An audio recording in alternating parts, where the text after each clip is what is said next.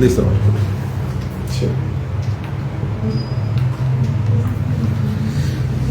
Estamos en el tercer estudio de esta hermosísima serie del progreso del peregrino. Y aclaro, estamos tomando al libro del progreso del peregrino, no estamos sustituyendo a la Biblia, nunca lo haríamos, pero estamos presentando el libro del progreso del peregrino como una referencia de ilustración de doctrinas de la Biblia. Y al igual que muchos predicadores en la historia han usado este libro, nosotros lo estamos haciendo. Porque el libro del progreso del peregrino tiene una riqueza de ilustración donde doctrinas profundas son explicadas de una forma con palitos y bolitas. El primer estudio fue un panorama general del progreso del peregrino. El domingo pasado el tema se llamó La ciudad de la destrucción. Y hoy vamos a ver lo que dice aquí ya en el pizarrón: los niños de las tinieblas. Ustedes saben que hay varias versiones del progreso del peregrino, y una de las versiones más amplias, más completas, en esa edición se menciona a los habitantes de la ciudad de la destrucción como los niños de las tinieblas. Y yo sé que si alguna persona hipersensible respecto a este tema escucha este sermón, se va a sentir ofendida. Ese viejillo que está predicando en este sermón está loco, porque muchas personas que no han tomado los estudios de la depravación humana, de la incapacidad humana, pueden llegar a hacer algunos comentarios fuera de lugar. Pero tenemos más de 200 versículos listos como argumento para presentar argumentos de por qué lo que vamos a enseñar en ese sermón lo vamos a enseñar. El texto empieza en Mateo 19, versículos 13 y 14 y 15. Dice: entonces le fueron presentados unos niños para que pusiese las manos sobre ellos y orase, y los discípulos les reprendieron. Pero Jesús dijo: dejad a los niños venir a mí y no se lo impidáis, porque de los tales es el reino de los cielos. Y habiendo puesto sobre ellos las manos, se fue de allí. Bien, leemos, oramos y empezamos. Oramos, hermanos. Nuestro Padre Celestial, en esta mañana te suplicamos tu bendición para conocer esta gran verdad del estado espiritual ante ti, Dios, de los niños. Sabemos que hay debates muy fuertes de que si son salvos, de que no son salvos, en fin, hay muchas cosas, pero hoy quisiéramos apelar a tu verdad, a tu doctrina, de cuál es el verdadero estatus de los niños ante tus ojos. Te lo pedimos, Padre, y que nos ayudes a entender qué es lo que pasa con estos niños de las tinieblas, de la ciudad de la destrucción. Te lo pedimos en Cristo Jesús, que quieras bendecir este conocimiento en nuestras almas. Te lo pedimos por Cristo. Amén. Bien, es un tema filoso porque incomoda a muchas personas que tienen una inclinación muy fuerte hacia los niños. Los presentan como inocentes, santos, sin mancha, y que pues de los niños casi ellos ya son del reino de Dios, ¿verdad? Pero aquí hay varias preguntas que no pienso contestarlas porque ese no es el tema, pero fíjense, con esa pregunta va a ser muy fácil entender hacia dónde quiero llegar. Número 1: cuando un niño nace salvo. O sea, según la Biblia, no. Nace salvo. Segundo, cuando un niño nace neutral y luego, según la inclinación de sus papás, tiende hacia ser salvo o no ser salvo, o un niño nace pecador desde chiquito y por diferentes influencias de mamá, de papá, de la sociedad, de la educación académica, se va doblando y perdiéndose, ¿no? Bueno, la Biblia enseña que el niño nace pecador. Un gatito y una gatita, cuando se juntan, ¿qué tienen? Gatitos, ¿no? Un venadito y una venadita se juntan, tienen venaditos. Bueno, un pecador y una pecadora engendran santos. Entonces, hay debates y sobre todo cuando hay pastores inclusive que dicen que los niños, según este versículo, Cristo dijo que de los niños es el tal. No, o sea, recuerden que hay versiones, en el original prácticamente no se dice eso. Por eso, aquí el punto es, fíjense, a ver señores, los niños nacen salvos, sí, bueno, según tú, sí nacen salvos, y después pierden su salvación, porque hay que evangelizarlos, ¿no? ¿O cómo? Y ahí es donde ya se hace nudo ciego esta situación, ¿verdad? Porque si según ellos los niños nacen salvos, entonces ¿para qué tenemos que predicar el evangelio? Si los niños ya nacen salvos. No, hermanos, no. O sea, la Biblia sí hace más de 200 argumentos en la que es clara la Biblia en la enseñanza, afirmación de que el niño necesita la salvación. Por eso aquí Cristo reprende a esas personas porque están impidiendo que los niños vayan hacia Él. No, déjenlos, porque de los tales también es el reino de los cielos. Ellos, los niños, también necesitan el evangelio. Por eso aquí vamos a usar varias figuras para entender un poquito el lenguaje del hermano Juan Bunyan cuando decía esto, pero sobre todo fundamentar que esto es ya una enseñanza bíblica de hace miles de años.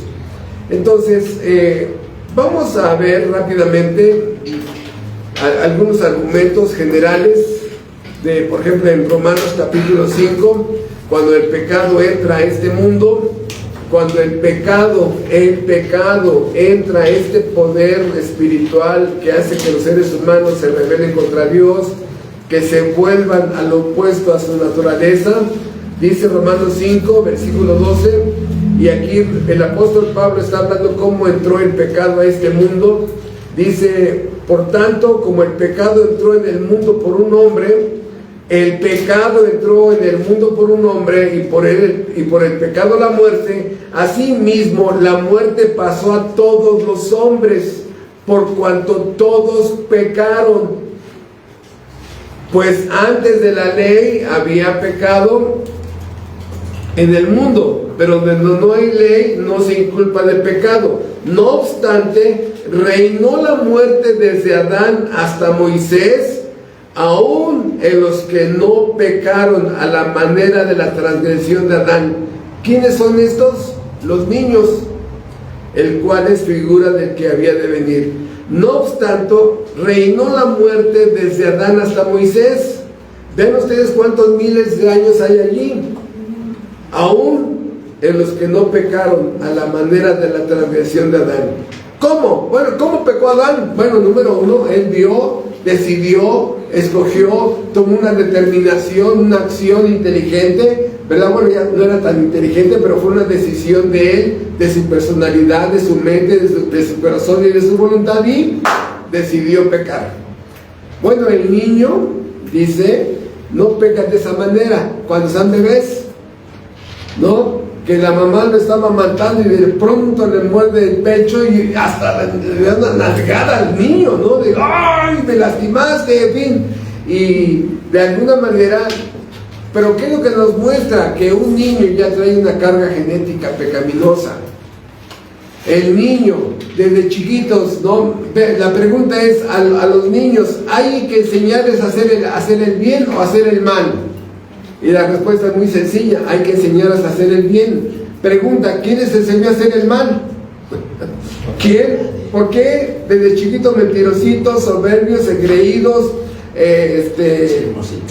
chismositos, rateritos, peleoneros, pegadores?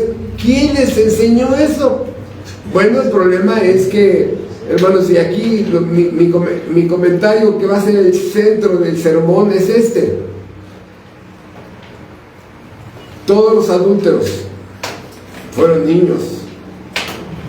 ¿Qué les pasó? Las mujeres que venden sus cuerpos en las esquinas fueron niñas. ¿Qué les pasó? Los delincuentes, los violadores, las mujeres asesinas fueron niños. ¿Qué les pasó? El papá, que su hija era su princesa y la cuidaba, y de pronto, ¡pum!, es la amante de un viejito. ¿Qué le pasó? ¿Qué le pasó a ese niño que tú lo veías con cara de inocente? Según tú, ¿verdad? Según tú lo veías como inocente. San Aparicio, decías ahí, mi niño. Hermanos, el pecado entró por un hombre. Dice, el pecado le pasó a todos los hombres, la muerte le pasó a todos los hombres, y más adelante en el mismo capítulo dice, y la condenación pasó a todos los hombres. A todos, el sentido genérico de la humanidad. Por eso, aquí es interesante ver que un niño, vamos a ver este lado, un niño, ya aquí vamos a irle sumando todo lo que tiene ya una naturaleza caída, según la Biblia, ¿no? Ahora, los tres elementos de su personalidad, mente, emociones y voluntad, ¿su mente está iluminada y programada por la Biblia? No. Su mente está entenebrecida, dice Efesios 4. ¿Sus emociones tienen un corazón duro? A veces, ¿qué tan tercos son los niños de que les dan sus cuerazos a algunos papás, los castigan y se mantienen tercos, ¿no? O sea, y luego su voluntad es 100% obediente a su mamá y a su papá. O sea, desobedientes, ¿no? Entonces, vemos esto. Ahora, la carne que la Biblia habla como una naturaleza caída. Si ese monstruito que tenemos dentro de nosotros que nos lleva a hacer el mal, ¿cómo está su carne? Bueno, por grados de maldad. Y aquí mi esposa y yo tenemos cientos de ejemplos, ¿no? Pero traen ya una carne. Siguiente, la ley del pecado. La ley del pecado. Esta ley, que es una fuerza, es un poder, es una norma o es un principio que siempre lleva hacia el mal, siempre. La ley del pecado está en el alma humana y la lleva siempre a hacer el mal, a rebelarse contra Dios, inclusive a desafiarlo. Todo este paquete de la depravación humana está allí. El viejo hombre, ay hermano, pero el viejo hombre, ¿Cómo un niño va a tener un viejo hombre, pastor? ¿Cómo un niño? Bueno, diríamos que está niño ese viejo hombre, para que podamos entender grados, ¿no?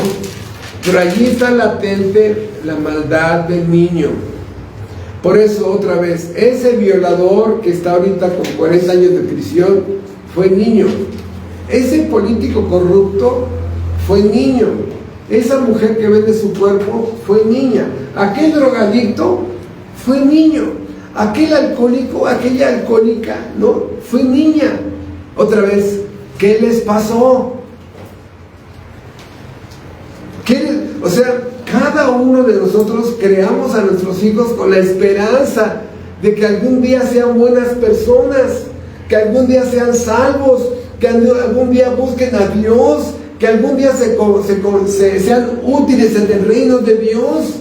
Pero eso no funciona automáticamente. Muchos papás creen que nada más llevan a la iglesia a los niños y es como la escalera eléctrica. Los ponen en el primer peldaño de la escalera eléctrica y solitos, sin que nada haga nada el papá y la mamá, solitos van subiendo. No te equivoques. Aquí en tu responsabilidad humana como madre y como padre, estás al 100% responsable de programar su mente, configurar su mente, leer la Biblia, léanla juntos y que tú seas un ejemplo de virtud espiritual ante tus hijos. Es que no sé qué está pasando, la iglesia está fallando porque tenemos 10 años de ir a la iglesia y mis niños están peor. ¿Y cuántos versículos les enseñas a la semana? ¿O al mes? Es que trabajo. Ese es otro tema, ¿verdad? Volvemos a lo mismo, hermanos. O sea, por eso esas mujeres, que hay mujeres asesinas, recuerden que hay cerezo femenil, hay mujeres que han cometido delitos terribles. Fueron niñas. Y yo sé que a muchos de ustedes que son padres les espanta ver a sus hijos algún día así. Pero escucha, no te confundas, porque tú crees que ya le das sus hojuelas de maíz en la mañana. Ya, eso dice, soy la supermadre, y me preocupé por llevarle un buen pan, y soy supermamá, y le lavé su ropa con Ariel, soy más mamá que nadie. ¿Y eso qué? Escuchen, muchas son simplemente unas mejores cocineras, y ser madres está muy lejos de ser una buena madre. Algunas son unas buenas sirvientas, se han convertido en la sirvienta de su hijo. Todo le hacen, ¿no? Cocineras, la que plancha, la que lava, pero de madre no los configuras, no les hablas de su creador, no les hablas de la ley moral de Dios, no les hablas de la gran verdad sagrada de Dios, no. Entonces, igual, llegas, los pones en la entrada de la escuela primaria, secundaria, la prepa, lo que sea, y así, ahí está el escalón, y solito el chamaco, de una forma automática, quién sabe en qué poderes, de qué planeta, va a ir subiendo y solito se va a configurar. No, entiende, la escuela da educación académica. En la casa es donde se dan valores morales y espirituales. Son dos educaciones completas, no las confundas, por favor. Tenemos más de 35 años hablando en los púlpitos respecto a estos principios. No confundas la educación académica con la educación de hogar espiritual, moral y familiar. Son cosas bien diferentes. Por eso la Biblia habla de una ceguera espiritual,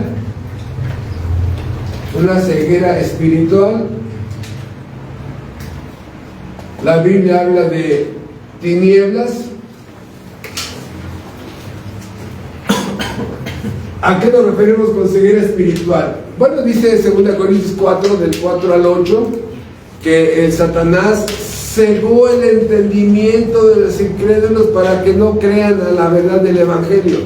O sea, el inconverso, desde chiquito hasta viejito, tiene un velo que les impide ver. No pueden estar leyendo la Biblia 10 horas y le dicen, ¿qué entendiste? ¿Qué entendiste? Que Diosito, ¿no? No entendió nada, porque hay un velo. El Satanás ha cegado, ceguera espiritual, ha cegado el entendimiento.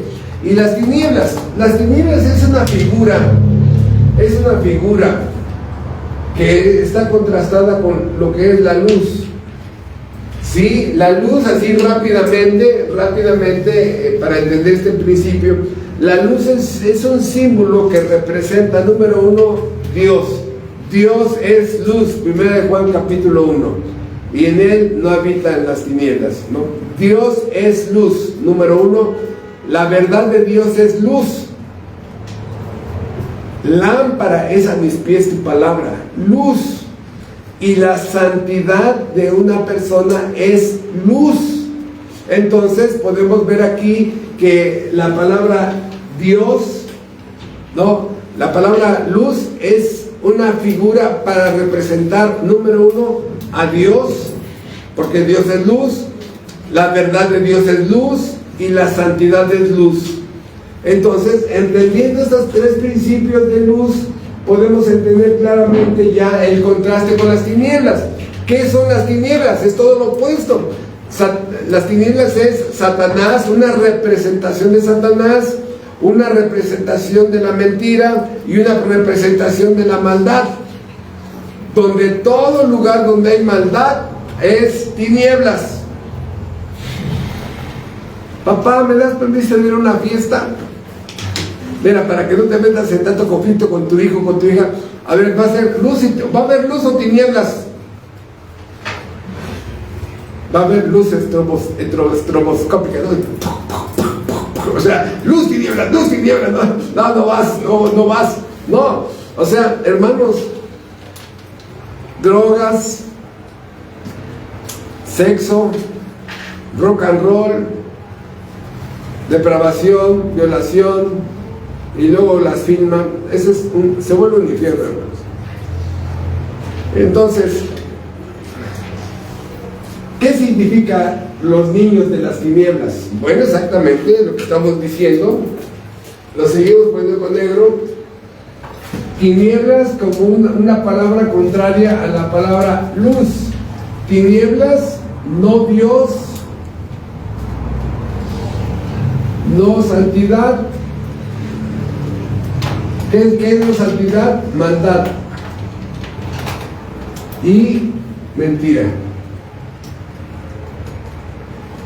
Esta es la dieta de los niños de las tinieblas según el profesor Peregrino, ¿no?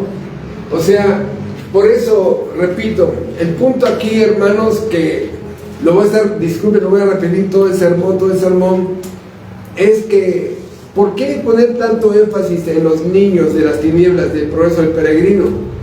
Porque estos niños, porque un asesino fue niño, una mujer mala mamá, mala esposa, fue niña, una drogadicta, fue niña, una mujer, etcétera, etcétera, fue niña. Y la pregunta es, ¿qué le pasó? ¿Por qué ahora ama las tinieblas, vive en las tinieblas? Y lo más terrible, y las tinieblas viven en ella. Por eso ese texto de Job: ayúdame a ordenar las ideas. Dice Job: ayúdame a ordenar las tinieblas, porque no puedo a causa de las tinieblas que hay en mi cabeza. No puedes pensar, no puedes ordenar tu vida, no sabes si vas para adelante, no sabes si vas para atrás. Las tinieblas se metieron. Pierdes el rumbo, pierdes la dirección, pierdes el propósito de tu vida. Ya no sabes si estás bien o estás mal. No, es que ya no sé, perdóname, pero no sé. Y yo me quedo mirando y digo, sí, te entiendo. Tinieblas 100%. ¿En qué momento se apagó la luz de esa persona?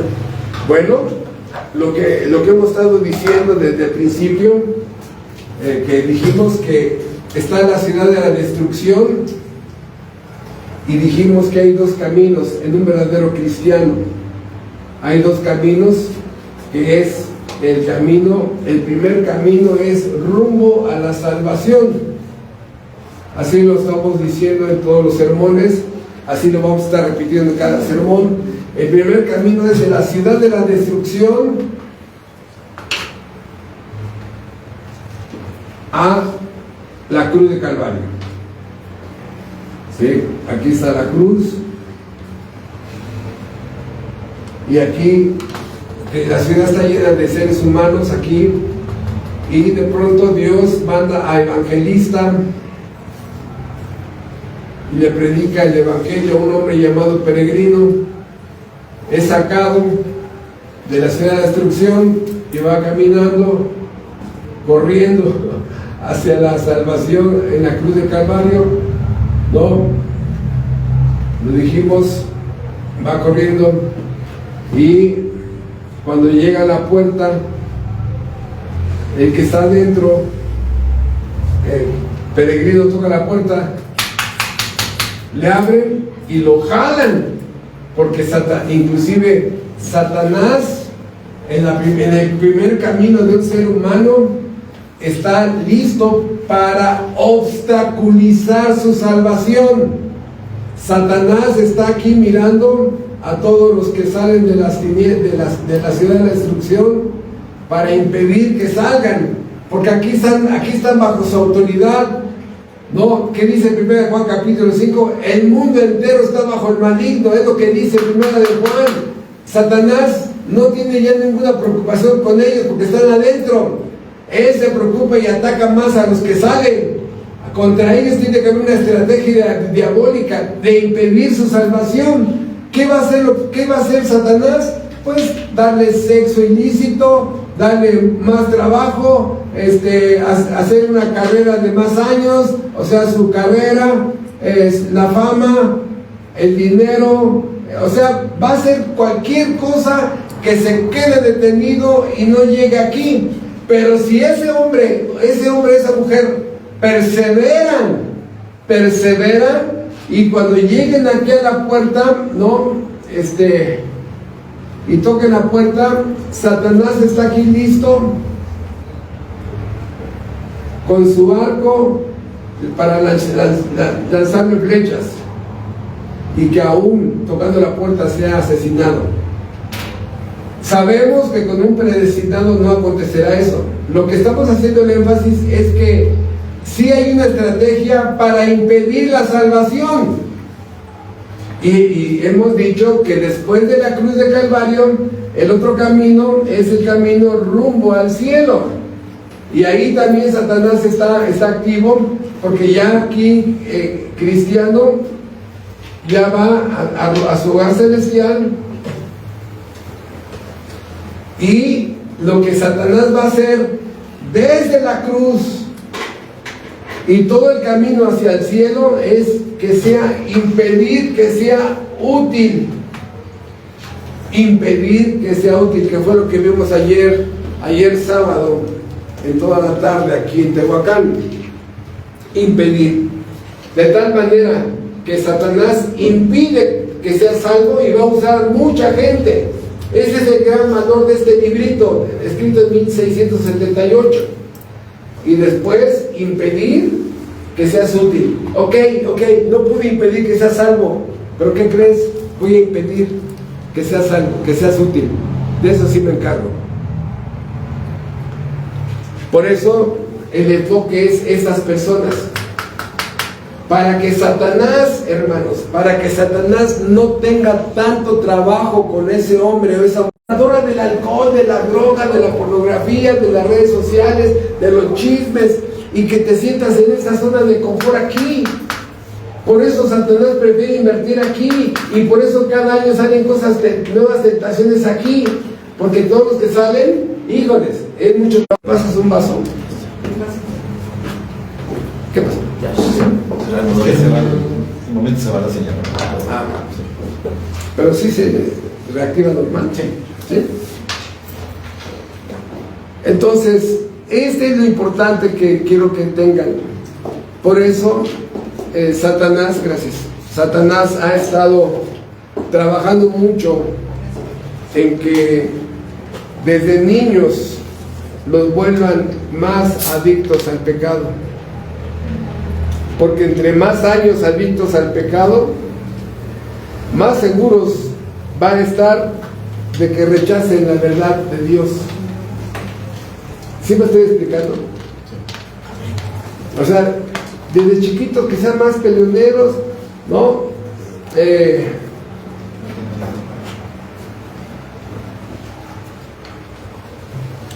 Más adictos a las redes. Una de las peores tragedias que yo creo que todos están de acuerdo es que darle a un niño un celular ya no es tan definitivo lo que voy a decir, pero ya lo perdiste. Va a haber cosas que jamás tú en tu vida, muchos de nosotros hasta los 20 años vimos cosas que los niños ahora de 8 años ya ven. El problema es que empieza un proceso de desinstalar de su mente principios, valores morales, e instalar principios y valores mundanos. Entonces, y aquí, un mundo de tinieblas donde no hay Dios, aquí en la ciudad de la destrucción, no hay santidad, pura maldad y pura mentira. Por eso, repito, haciendo que un papá que sea cada vez más adicto al pecado y una mamá más adicta al pecado, y que sus mentes no estén configuradas con la sagrada verdad de Dios, desprogramados completamente, ¿cómo van a formar a un niño espiritualmente? Si papá está desprogramado, pues algún día leyó la Biblia, y la mamá pues algún día leyó la Biblia, ¿cómo van a formar la mente de un niño donde toda la semana, cientos de horas al mes, el mundo lo está programando? Y yo estoy convencido que hay muchos papás y muchas mamás que dicen, a nuestro hijo de 10 años ya lo perdimos. Ay, no exageres. Sí, hermanos. Por eso este pasaje de Romanos 5, por cuanto el pecado entró por un hombre a este mundo, a todos pasó el pecado, a todos pasó la muerte, a todos pasó la condenación, inclusive a los que no pecaron a la manera de la transgresión de Adán. Todo esto es la doctrina de la depravación humana, la incapacidad humana, ¿sí? Y cada niño sin Dios. Ese pastor está loco, los niños sí son de Dios. Bueno, si alguien piensa así de nuestros estimados, nuestro estimado auditorio que está de aquel lado del celular, la Biblia dice que no. La Biblia dice que no, pero a cada niño, hermano, a cada niño.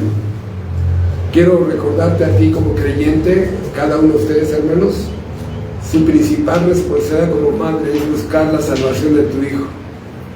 Antes de que pienses en su escuela o en su alimentación, híncate y clama y suplica por la salvación de Dios. No te pongas a darle consejos a Dios. Ay, Dios, mira, si tú lo tratas así, sí va a ser salvo. Y yo creo que si usas esa otra metodología, puedes ser salvo más rápido.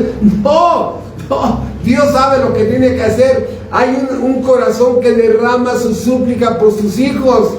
Eso es lo que primero tienes que hacer. O sea, tú dices, no, pero ¿y la escuela y la alimentación? Pues mejor que vaya al cielo desnutrido a que mañana esté bien fortachón y bien alimentado y ¡pum!, amanezca del infierno.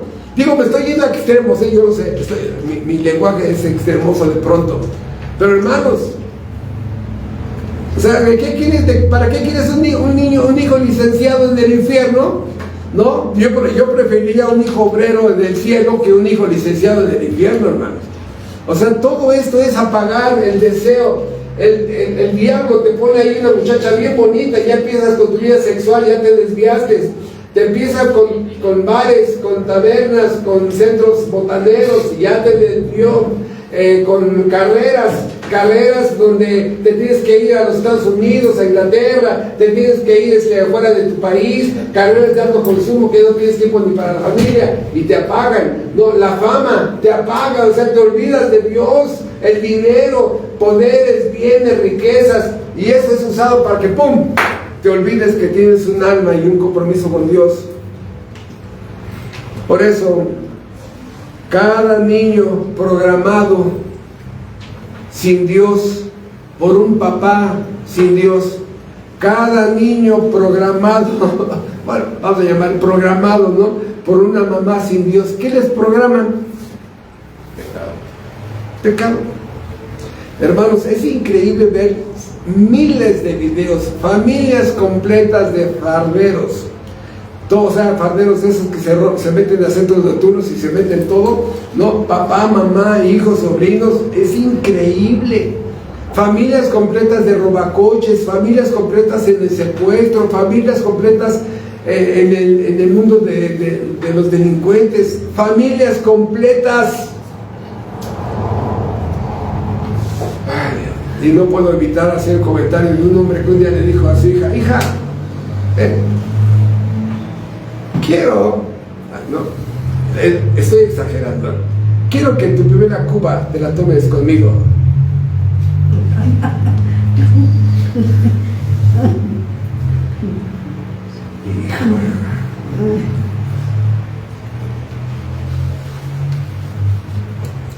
papá, ¿no? Qué gran papá.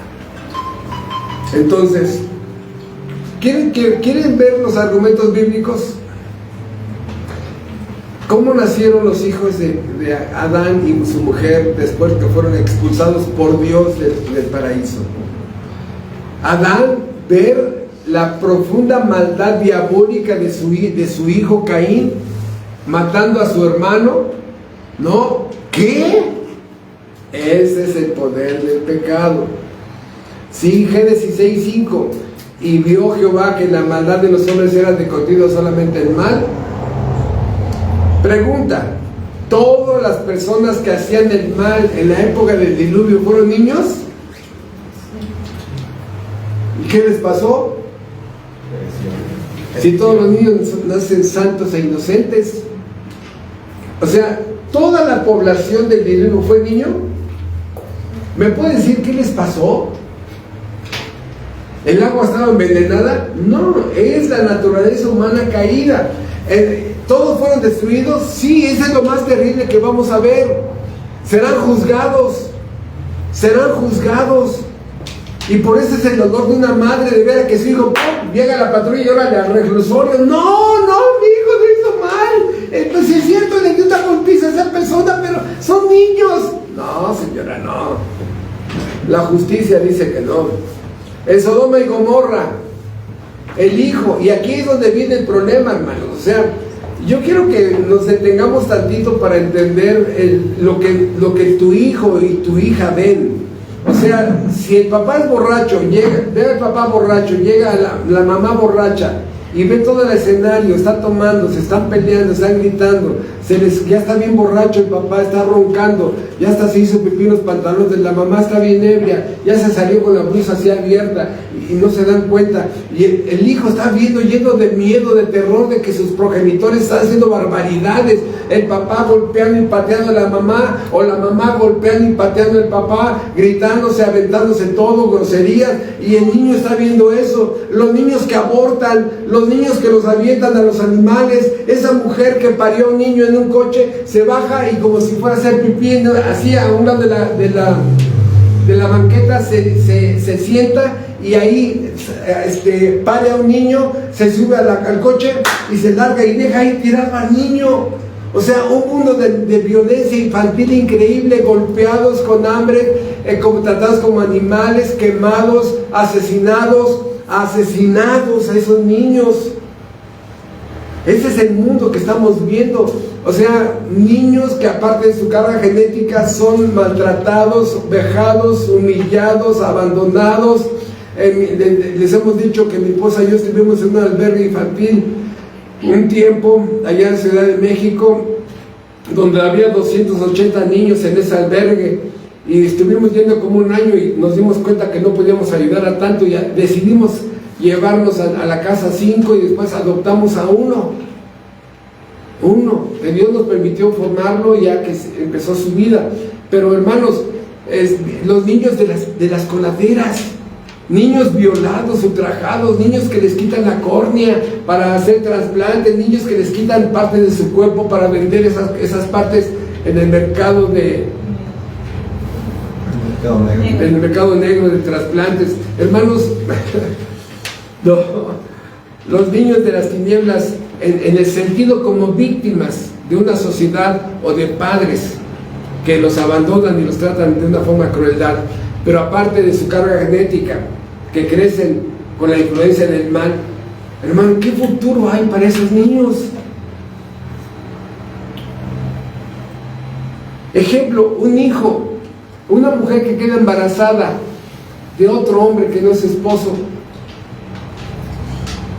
Hay algo en la genética de los seres humanos, algo. Cuando el papá se da cuenta que ese niño no se parece ni a él ni a ella, pero ella dice que es de él y lo educa, pero siempre hay un pero en su corazón. ¿Por qué no se parece a mí ni a ella? El que tenía ¿cómo se llama? La carga genética más fuerte al ser el papá. Hermanos, ¿cuántas mujeres en una ciudad tienen hijos que no son del papá. Los niños que abortan, los niños que son golpeados, vejados, maltratados de una forma salvaje, olvidados. No, hermano.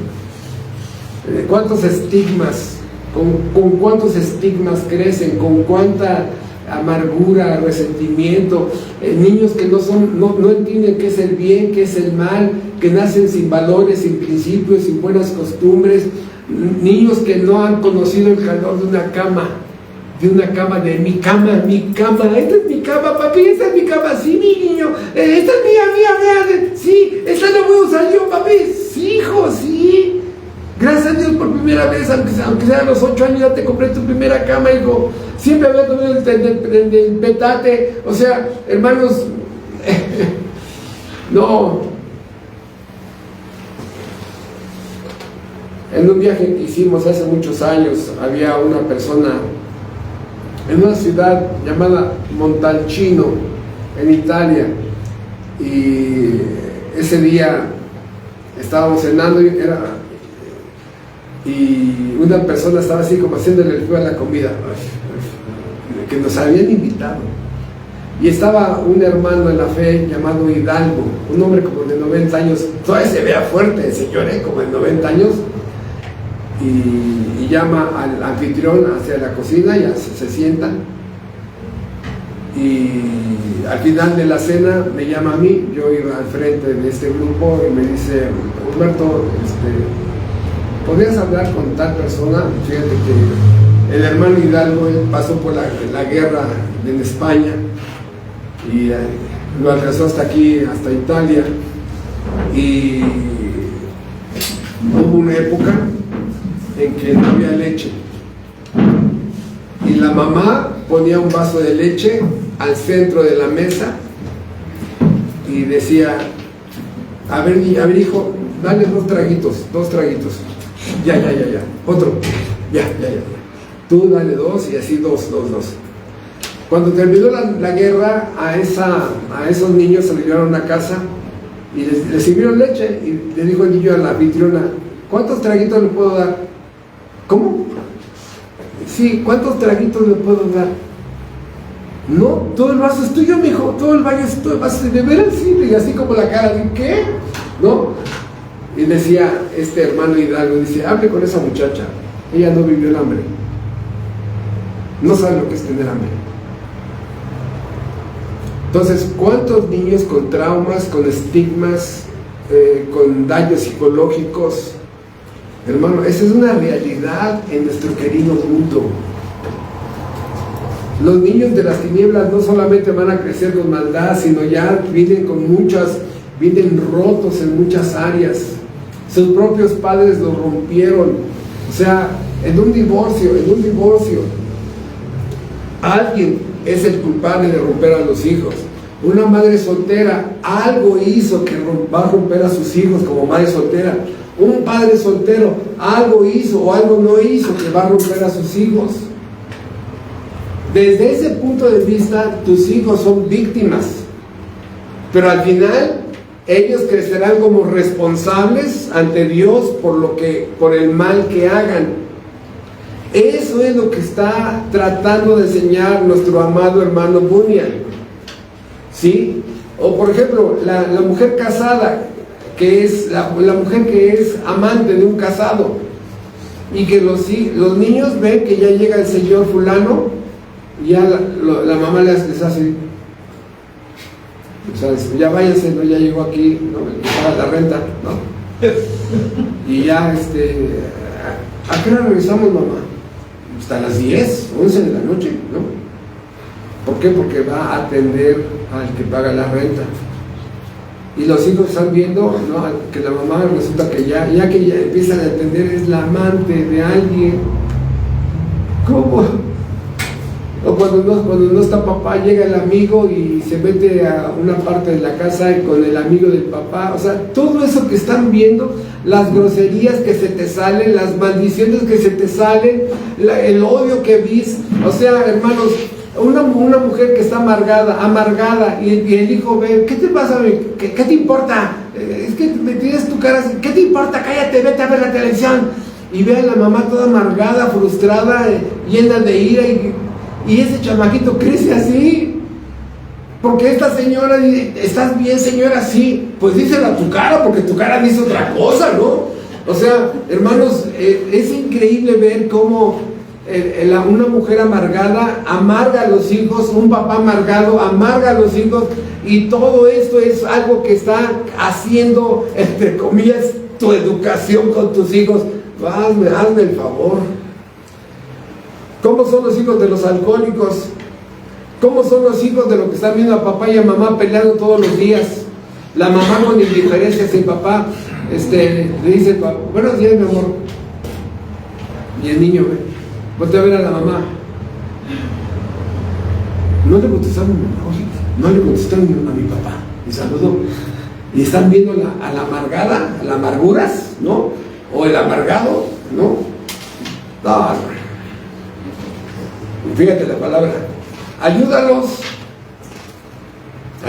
¿no? Con su propia depravación humana, y a la mera hora hace, pero eso sí, tú tienes que ser santo, porque la Biblia dice que seas santo. Por eso la pregunta que muchas veces he hecho yo a personas así en personal, ¿no?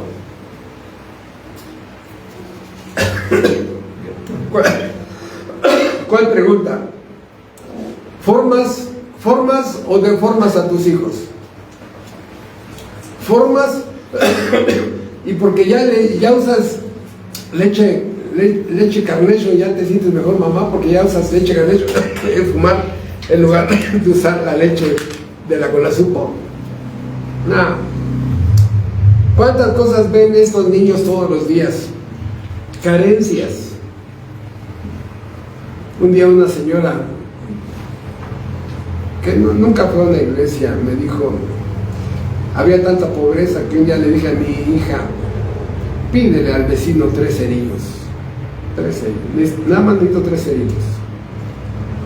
O sea, ¿cerillos? ¿Cuánto cuesta una cajita de cerillos? ¿Cuántas carencias? Los hijos pegados a las redes, al internet, a sus celulares. Van de casa en casa, de renta en renta. Allá en Irapuato conocimos a un matrimonio que en 3 años cambió 7 veces de departamento, de vivienda. El niño no puede ser amigos, los tenía que cambiar de casas. O sea, pero ¿quieres que tengan salud emocional, salud familiar? No, 7 casas.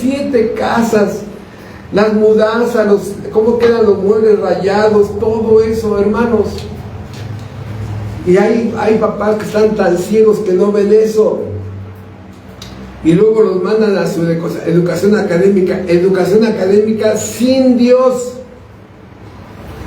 De tal manera que esos niños crecen en una ignorancia total del Dios verdadero. No saben quién es Dios, nunca les han hablado del Dios verdadero, no lo conocen, no conocen su ley, su evangelio, su verdad, su libro, no lo conocen. Ni siquiera la mamá se ha sentado a hablarles de qué es la inteligencia, sabiduría, sagacidad, discernimiento, prudencia, buen juicio, justicia, sagacidad, honor, dignidad, integridad, temor de Dios. No, eso, el niño dice, mamá, ¿qué es eso? ¿No? Pobrecitos. La triste mujer está siempre en el trabajo, siempre en el celular, siempre en el chisme. No, hermanos. El papá igual.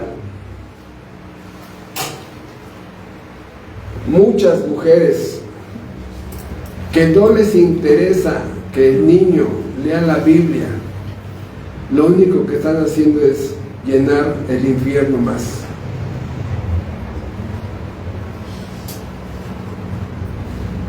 Llenar el infierno.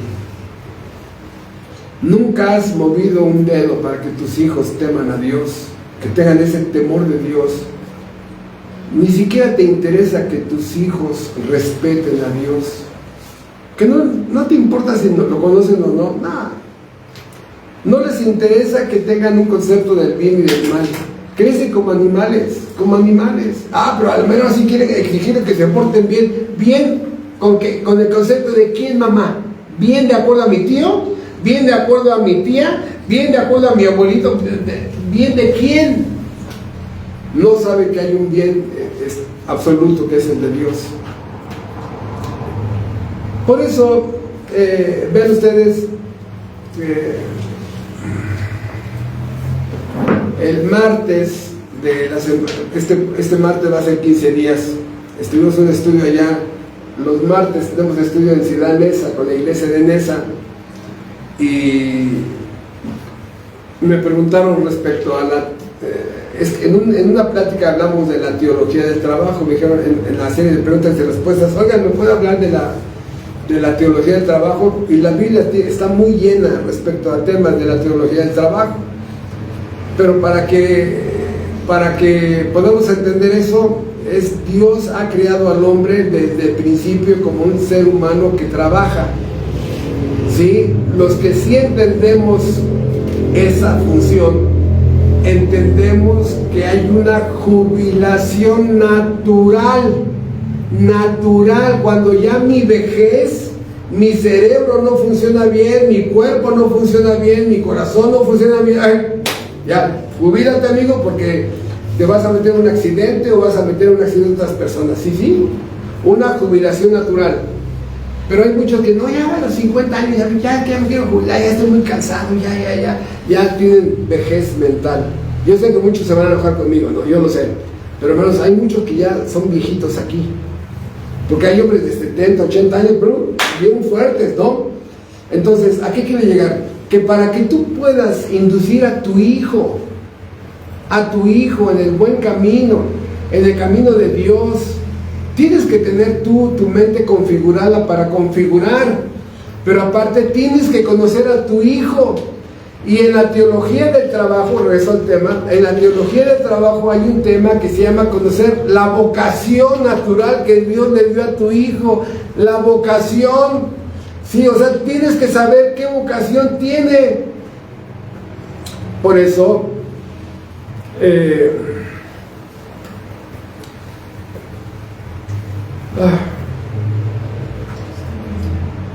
¿conoces su vocación? Perdón, hermano, ¿has oído de los talentos? ¿Sabes qué talento tiene tu hijo? ¿Qué virtud? ¿Qué capacidad? ¿Sí? Si es genio en una cosa, ¿conoces eso de tu hijo? Hermanos, ustedes lo saben, la desintegración familiar ha hecho que papá no conoce al hijo, no conoce a la hija, mamá no conoce al hijo, no conoce a la hija, y ambos a veces, no sé, no tengo tiempo para eso. Está bien, son tus hijos, ¿no? A Dios te los va a cobrar a ti. Por eso, qué maravilloso cuando un papá ha pasado suficiente tiempo con la persona, con su hijo, y lo puede ir encauzando. Muchas veces algunos papás heredan oficios, muchas veces, otras veces el hijo agarra su camino. Hay muchos hijos, hay muchas dinastías, porque eso es cuando se heredan oficios. Hay dinastías donde el bisabuelito empezó un negocio, se lo heredó el abuelito, el abuelito del papá, el papá los hijos, porque todos tienen la misma vocación. Perfecto, hacer una dinastía de un negocio, de un comercio, de una empresa. Pero hermanos, eso implica tiempo. Y no quieren invertir en los hijos. De verdad, esa es una cláusula importante en ese tema. No quieren invertir en los hijos. Por eso, la desintegración familiar, todos son extraños. Pero eso sí, es que a mí me gustaría que mi hijo sea licenciado, ¿no? A ver, no es lo que a ti te gustaría, ¿sí? No es lo que te gustaría. No, es más, ni siquiera es lo que le gustaría a tu hijo. es para lo que fue destinado por Dios, y tienes que buscar ese punto entre tú y Dios en comunión y rogarle a Dios que te ilumine y que vayas conociendo a tu hijo para que vayas viendo su inclinación. Por ejemplo, nuestro hermano Manuel, que está estudiando medicina, sigues con la medicina, ¿no? Perfecto. Entonces, si tú ves que tu hijo ve una inyección y se desmaya, ve sangre y se desmaya, pasó junto a un accidente que había sangre y se desmaya, no, hijo, es que yo quiero que usted sea doctor. No, o sea, quiero que vea. Eso es un ejemplo muy simple que es fácil de entender. Pero hermanos, ¿qué es lo que está pasando con los niños de las tinieblas? Lo que estoy diciendo es, traen como enemigos su carga genética. Y como hoy no es el tema de la depravación humana, porque ahorita ya tendría como 150 versículos ya mencionados, estudiados, estamos simplemente viendo cómo el hermano Bunyan pone a los niños de las tinieblas, que estos pecadores algún día fueron niños y algo no los detuvo y se consumaron en la primaria del pecado, en la secundaria del pecado, en la universidad del pecado, y algunos tienen maestrías y doctorados en el pecado. Lo hemos visto, hay adúlteros que los cachan bien rápido, porque apenas iban de la primaria del pecado y luego los agarran, ¿no? La esposa se da cuenta, los hijos denuncian al papá, o la esposa o el esposo se da cuenta que la esposa anda ahí, ¿no? Y andaba en la primera del pecado. Pero hermanos, hay hombres que tienen doctorados, que hasta que se mueren sale a la luz. Por eso,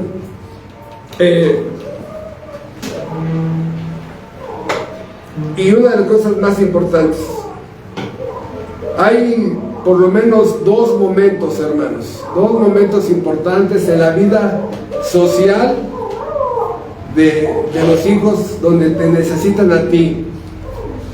Cuando van a escoger una carrera o un trabajo, y con la persona que se van a casar. Hay papás ausentes que no aconsejan ese momento importante del hijo o de la hija y se casan con la persona equivocada. Ahí están sufriendo los dos. O el hijo se mete a un trabajo donde lo implicaron en un mal negocio y hasta ya está en la cárcel. ¿Qué pasó? No hubo, ¿no?, una asesoría paternal, maternal, ¿no? La mamá experta en ser cocinera, pero no en dar consejos. Ah, no, eso vete con tu papá. No, hermanos, es que esa señora está pintada ahí. Por eso, hermanos, cuando los hijos necesitan consejos importantísimos, tú no estás. Y así cada día ese hijo, esa hija equivocándose. Y simplemente la Biblia le llama que sigue en un proceso de destrucción. Empieza a destruir sus valores, sus principios, su moral, empieza a destruir su economía, empieza a destruir su sanidad mental, empieza a destruir su matrimonio, su hogar, su familia, ¡pum!, hasta que al final todo termina siendo.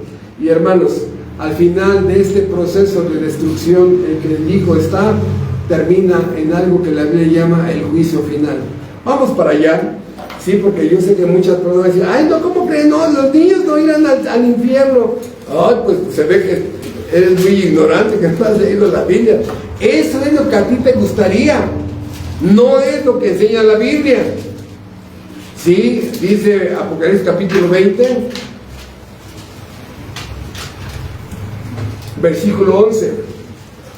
Estos versículos son una descripción de lo que es el juicio final.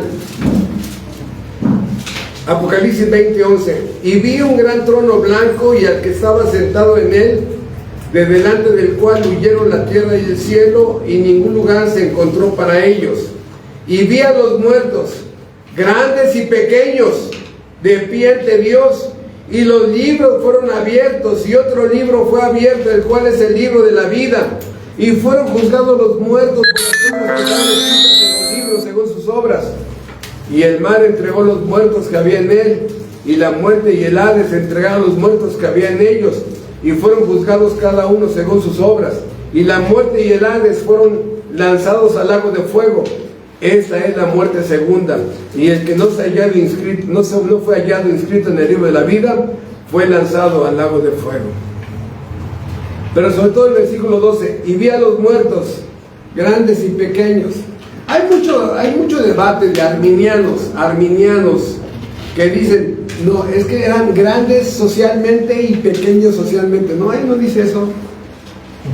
Es que eran grandes economistas y pequeños economistas. No, no dice eso.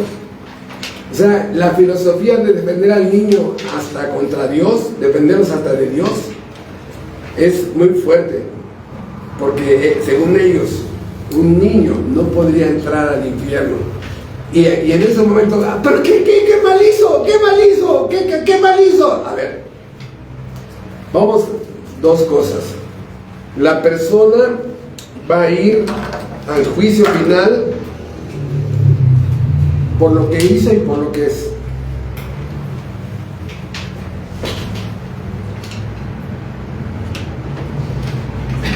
Si este mundo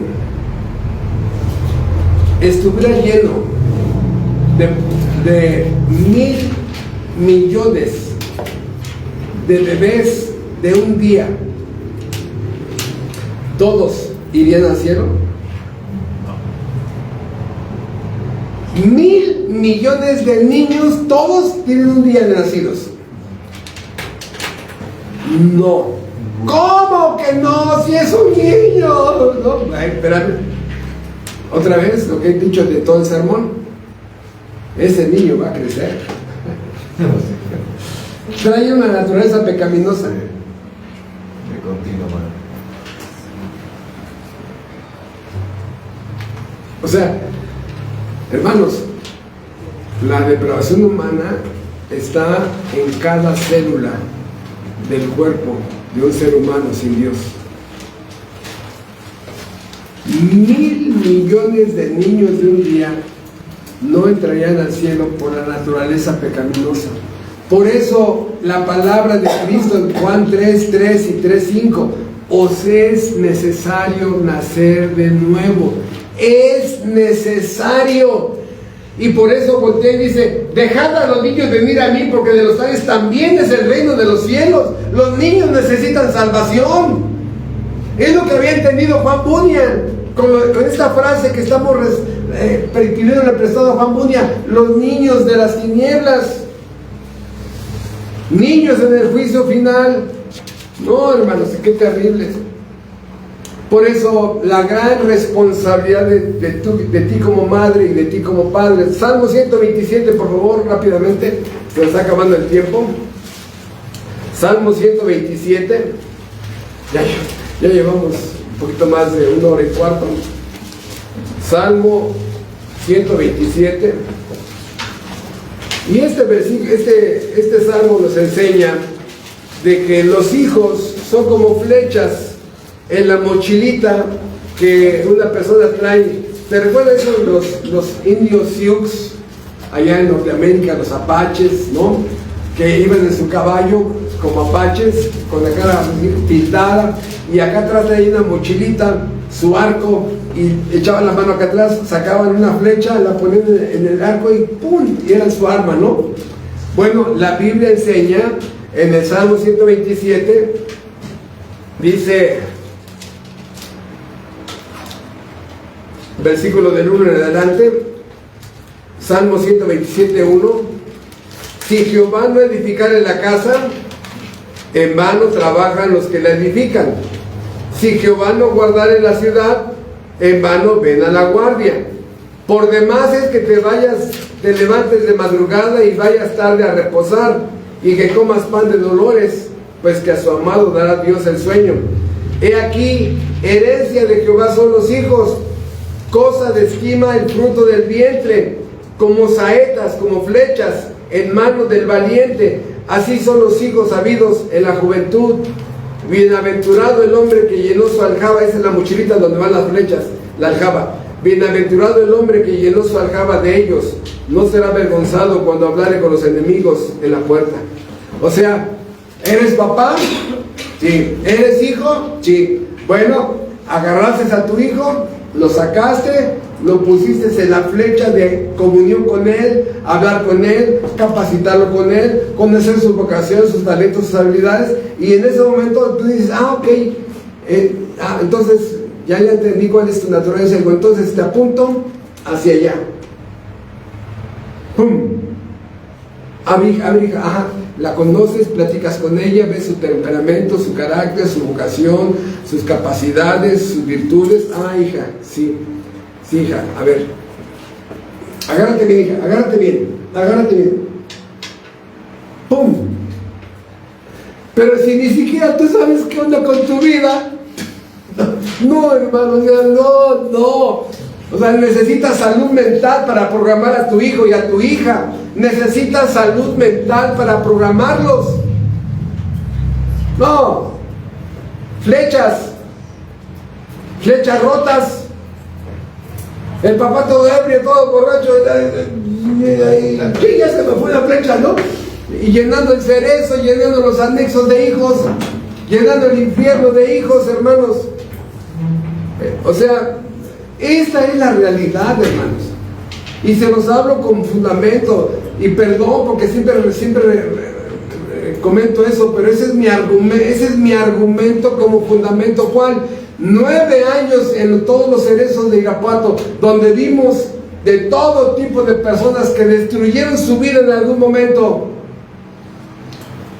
Y muchas mamás y muchos papás nada más están llenando los cerezos, los anexos, las bandas de delincuentes, llenándolos ahí con sus hijos. Nunca los prepararon. Eres la vergüenza, hija. Si yo escuchara esa plática y yo sé que esa mujer nunca lo programó, no, la vergüenza eres tú, porque tú nunca lo programaste a esa niña, o a ese niño nunca lo programaste. Solamente eras la cocinera y la sirvienta de la casa. Nunca te sentaste como madre a entrenarlos, nunca.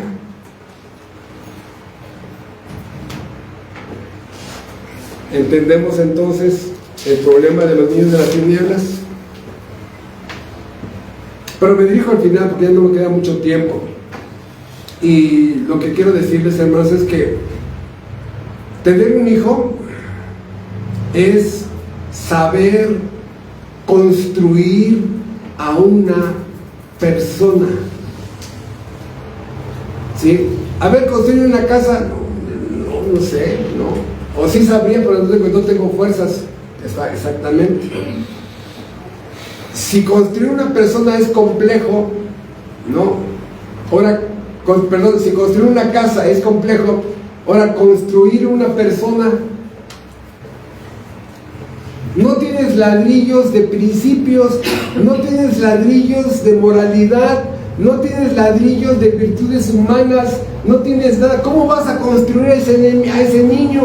¿Dónde están tus ladrillos de honor? ¿Dónde están tus ladrillos de integridad? ¿Dónde están tus ladrillos de temor de Dios? ¿Dónde están? ¿Cómo vas a construir a ese niño? No, pero tengo yo aquí palos y láminas. Y lo único que construye es una casita de láminas de cartón. Eso es el hijo que está construyendo esa pobre señora y aquel pobre hombre. A la mera hora, niños que están perdidos completamente. Y me despido diciéndote que construir a una persona es 1000 veces más complejo que ser la cocinera de tus hijos o ser la sirvienta de tus hijos. 1000 veces más complejo.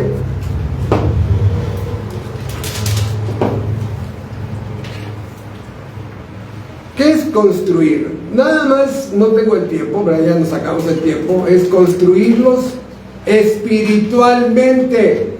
Que sepan quién es Dios, los atributos de Dios, los atributos de Cristo, la ley, la verdad sagrada de Dios, la Biblia. Construirlos espiritualmente, construirlos mentalmente, construirlos vocacionalmente, construirlos matrimonialmente, que conozcan cuál es el rol del esposo, de la esposa, de los hijos, de la vida sexual, del dinero, de las leyes del hogar, que construyan que sepan construir un matrimonio, que sean construirlo socialmente, que no sean esos inadaptados que andan en la calle haciendo sandeces con negocios.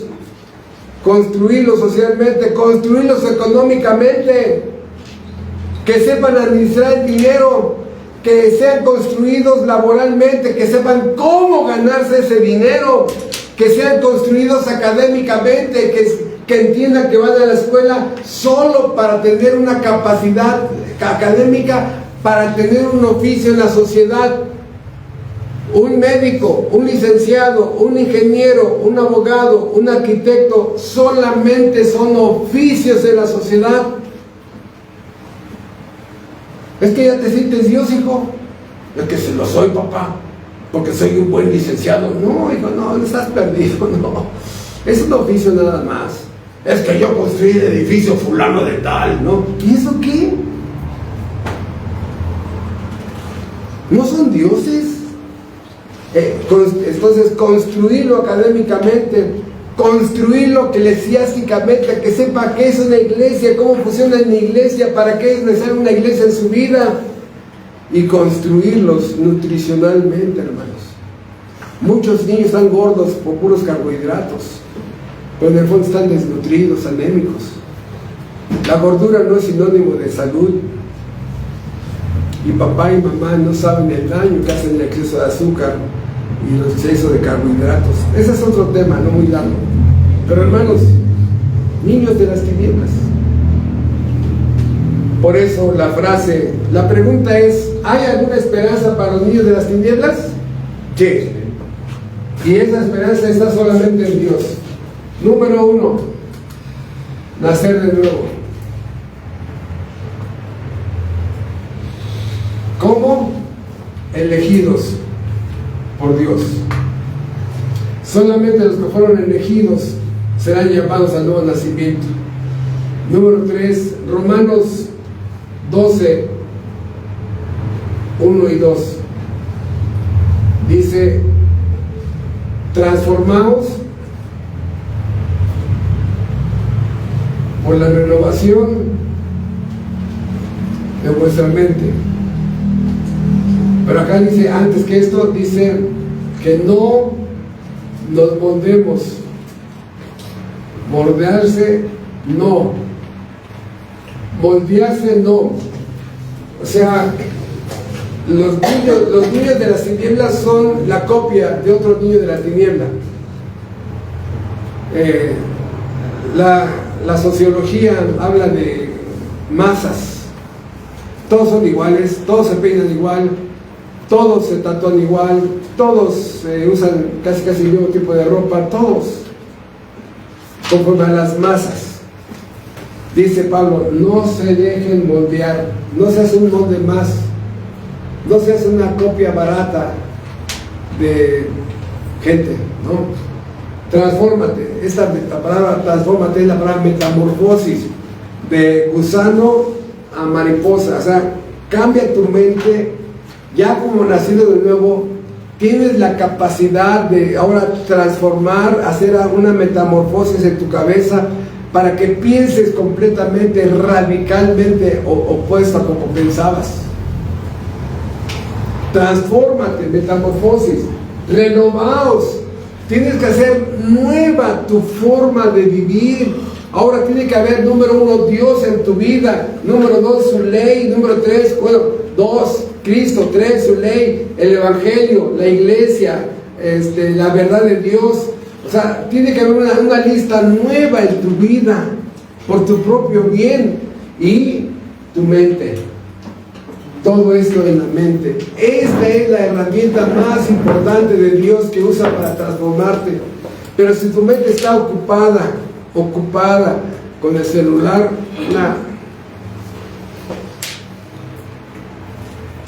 pregunta, ¿cuántos de tus hijos o tus nietos son niños de las tinieblas?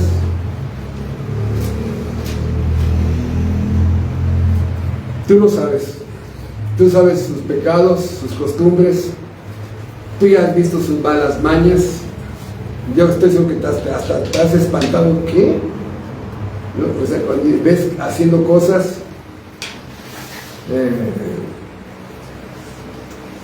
si tú pudieras denunciar a tu hijo, sería una plática de 3-4 horas de todo lo que hace, de lo espantada o espantado que estás.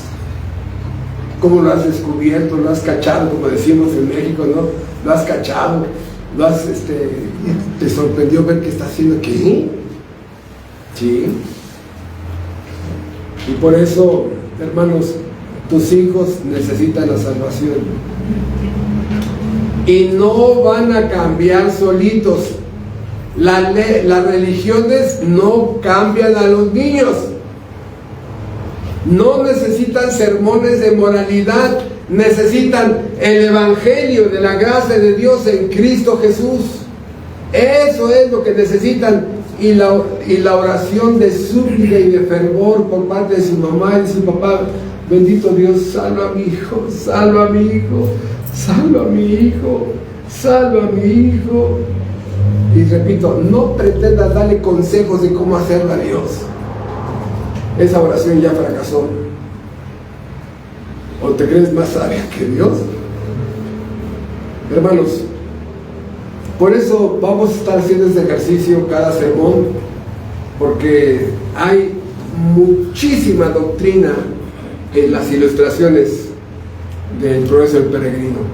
No estamos exaltando el progreso del peregrino, lo estamos usando como un complemento para las ilustraciones. ¿Sí? Y yo sé que estos conceptos se les va a quedar más fácilmente a ustedes, los niños de las tinieblas. ¿Oramos?